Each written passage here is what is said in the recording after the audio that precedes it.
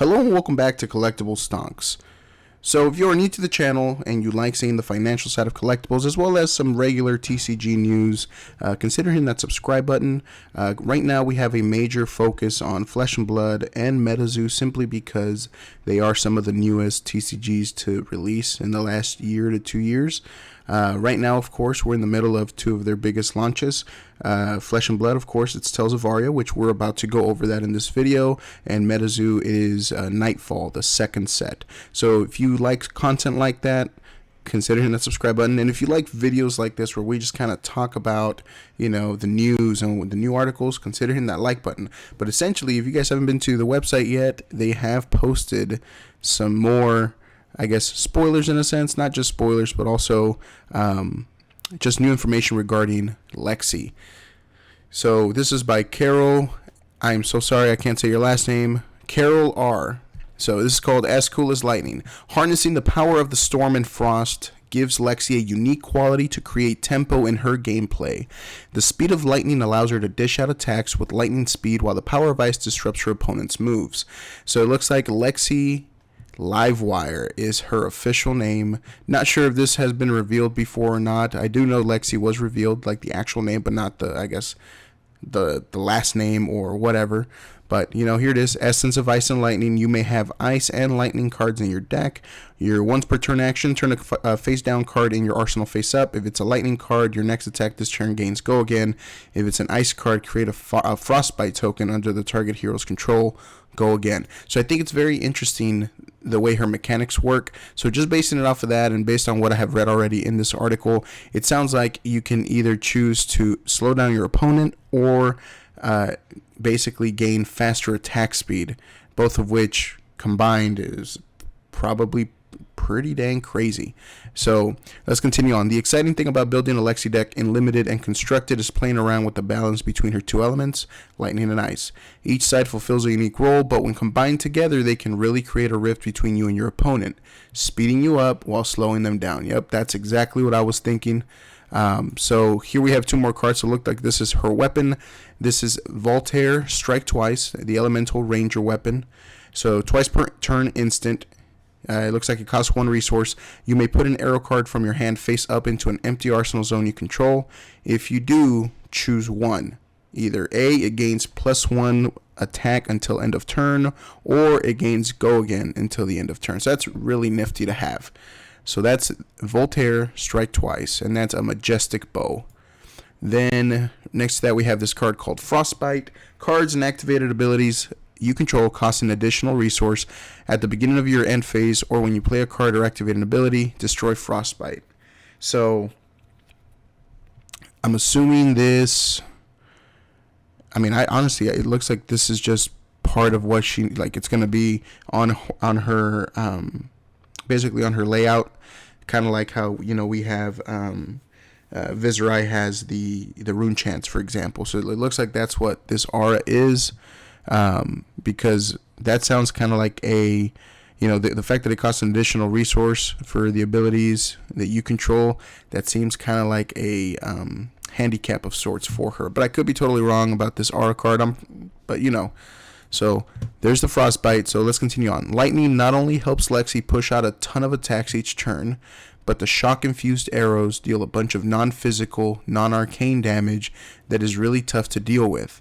Lightning helps Lexi get the opposing hero's life total down to 0 in a blink of an eye. With cards like Frazzle, Shock Charmers, and Buzzbolt, the damage potential is exponential. So that's very interesting, the fact that it's non-physical and non-arcane damage. I'm very curious how you're going to block it, essentially, because, I'm sure you can defend with regular cards, but if it's not, arcane damage, you can only block it with arcane equipment. I'm wondering if it's non-arcane damage, if there's going to be some other sort of equipment that will let you block Lexi's attacks. So here's Frazzle. So arrows can only be played from arsenal and only if you control a bow. Lightning Fusion. As an additional cost to play Frazzle, you may reveal a lightning card from your hand. If Frazzle was fused, whenever an attack would deal damage this turn, instead it deals that much damage +1. Okay, and then we got Shock Charmer. So these look absolutely badass. So this is the legendary equipment, lightning equipment to be exact. And they're, of course, arms. So instant, costs 2 resources. The next time an attack action card you control hits a hero this turn, it deals 1 damage to them. And then Spell Void 2. If your hero would be dealt arcane damage, you may destroy Shock Charmers instead. If you do, prevent 2 arcane damage that source would deal. Cool. So, man, it's such gorgeous artwork, and those arms look absolutely stunning. Like, that's awesome. So, finally, we got the third one, Buzzbolt. Arrows can only be played from Arsenal only if you control a bow. Lightning Fusion. As an additional cost to play Buzzbolt, you may reveal a lightning card from your hand. If Buzzbolt was fused, whenever an attack hits a hero this turn, it deals 1 damage to them. Cool. Alright, so the Elemental Ranger has some exciting ice-infused arrows in her arsenal. Following the Ranger theme from previous sets, these have a variety of on-hit effects that leave her opponents struggling to make a good play on their turn. This gives Lexi a hefty window to draw up another powerful hand without a hit back and lets her continue to put on the pressure. So here we have another card called Chilling Ice Vein. Of course, it's an Elemental Ranger action, so Ice Fusion. As an additional cost to play Chilling Ice Vein, you may reveal an ice card from your hand. If Chilling Ice Vein was fused, whenever an attack deals damage to a hero, they discard a card unless they pay 1 resource. Cool. Okay, so I guess down here they're going to talk about sealed and constructed. So I guess just more information on how she plays in a sealed/constructed environment. So when playing sealed, the first thing I like to do is have a look at how many arrows there are. Even though the element attacks are powerful, it is important to check the power level of your arrows before committing to Lexi.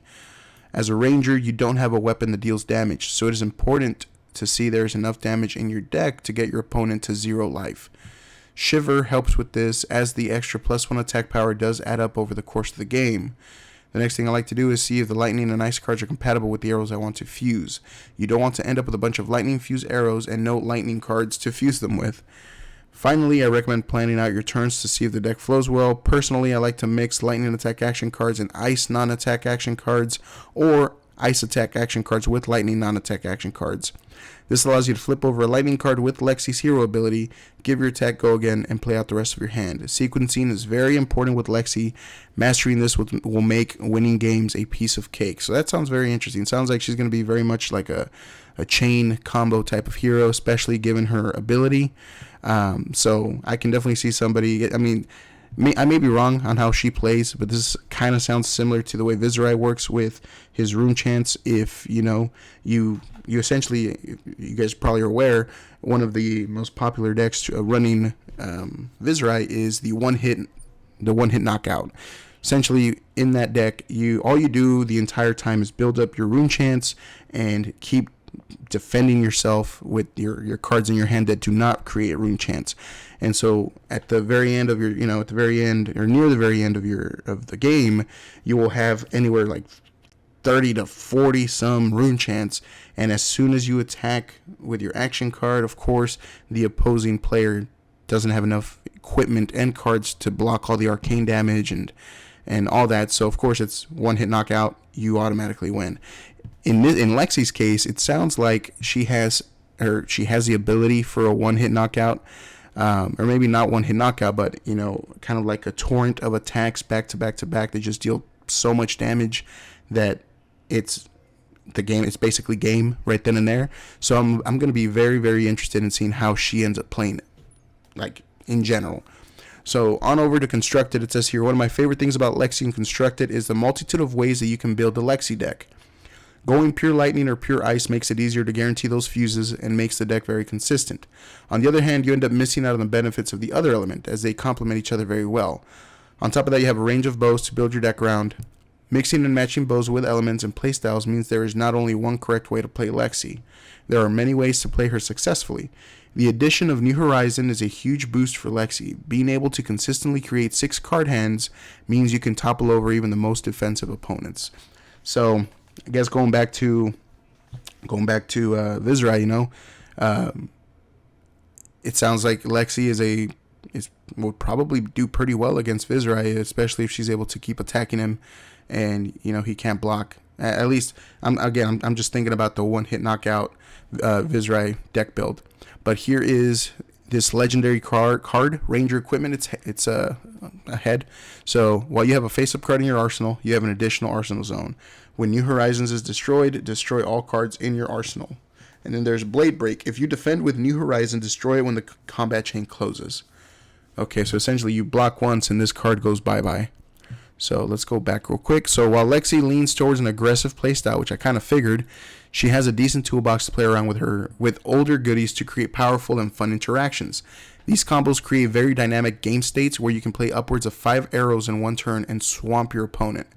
Simply play a snapshot, fuse it, and use Death Dealer as an instant to put another snapshot into your arsenal, get your action point back, and draw a card. Rinse and repeat. If you have never tried a one-turn Kill Ranger, the release of Tales of Aria is definitely a time. Yeah, so I kind of figured after reading about the amount of stacks that she gets with her ability.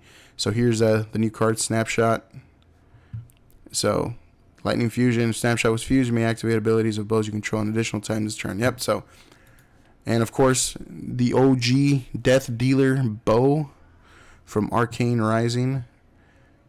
So yeah, if you do, you draw a card, you go again. So I see where. So essentially, Lexi has such a high potential for a lot of go again and a huge arsenal of arrows attacking somebody at once. So very, very cool. So down here it says, Lexi is definitely my favorite hero from Tales of Aria, purely from the amount of ways there are to play her. She is a fierce addition to the Flesh and Blood hero roster, and I cannot wait to see all the wonderful ways players will find to play her and win. So very cool. So let's kind of click on this one here. So here's, oh, look at that, animated. I haven't even seen this page. That's sick. So Lexi Livewire. Yeah, look at that. That's sick, dude. So Essence of Lightning, Essence of Ice, Interference Runner. Lexi likes to mess with the enemy and keep them on their toes. Strike like lightning and put the freeze on the opponent's best laid plans with Lexi's range of disruptive on-hit arrow effects and hero ability. So obviously this is a lot of information, and I'm trying to keep this video a little bit shorter. You know, I don't want to waste you guys' time, but this is absolutely cool. You know, I'm looking forward to it. I want to see how she plays. I have never played a ranger before. I've stuck with Viserai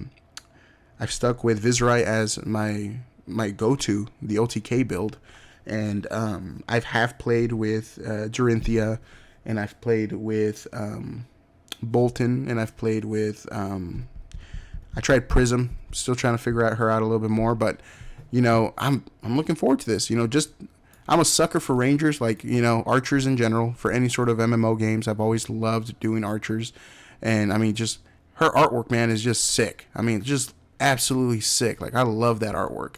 So definitely go to the website, guys. If you haven't been there recently, like I haven't, I mean, I've been too focused currently on the recent product releases with MetaZoo and all that. So this was the first time I had been on the website in a few weeks. So check out the website, read a little bit more about Lexi, but it sounds like she's going to be a great addition to the game as a hero, and I look forward to playing with her. So now that we've essentially kicked off spoiler season for Tales of Aria, you will likely be seeing more videos of Flesh and Blood from my channel. I do like focusing on Flesh and Blood and MetaZoo currently, just because, like I said, they're the newest, and I really enjoy both. I haven't actually played MetaZoo. I'm more of a collector in that sense. I'm waiting for second edition to release for those in order for me to try out the game a little bit more and have more of a an actual informed opinion regarding the gameplay and stuff like that. But hands down, Flesh and Blood, I've played the game. I love the game. I don't see MetaZoo coming anywhere near this type of gameplay level. So yeah, you know, again, I will be focusing probably over the next few weeks mainly on Flesh and Blood and MetaZoo. And if you guys enjoy content like that, consider hitting that subscribe button. I will be tracking the first edition prices for Tales of Aria. I'm actually very surprised that currently, and I don't want to lie to you guys, so let's go to Channel Fireball. I think currently Channel Fireball is still offering Tales of Aria for $175, I believe. Yeah, $175, and there's still some in stock. So either A, the hype has died down, and that may be another video that I make, or B, they have way more first edition this time around. I wouldn't doubt it, considering the demand for Monarch and how that went.